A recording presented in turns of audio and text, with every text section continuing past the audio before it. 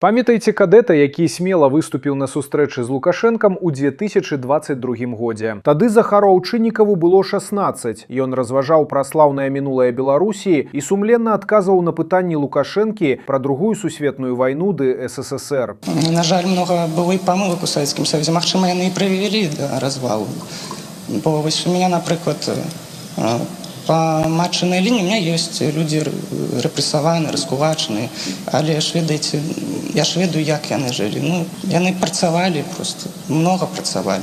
Той беларускамоўны выступ хлопца стаў сапраўдным хітом Ютуба. Праз год Захар паступіў на юрыдычны факультэт Санкт-Пецярбургскага універсітэта. Але потым атрымаў позву ў войска і ўзяў акадэмку. Каб не расчаравацца ў самім сабе, не падвесці ўсіх, дзякуючы каму я ствараю самога сябе, і каб у канцы не было сорамна, я буду непахісна ісці наперад да вялікай мэты мары, дзеля сваёй роднай, вялікай і шматпакутнай Беларусі, браціў і ўсяго свету, напісаў Захар у інстаграме ў красавіку. Ён служыў у 103-й паветрана-дэсантнай брыгадзе, а пасля звальнення вярнуўся вучыцца ў Расію. Прачытаў 63 кнігі, атрымаў новыя веды і ўменні. У галаве дзесяткі планаў. Хто, калі не мы, зменіць гэты свет? Ніхто, акрамя нас, разважае хлопец. Цяпер Захар працягвае весці садсеткі па-беларуску, а ў вольны час, як валанцёр, дапамагае бяздомным жывёлам.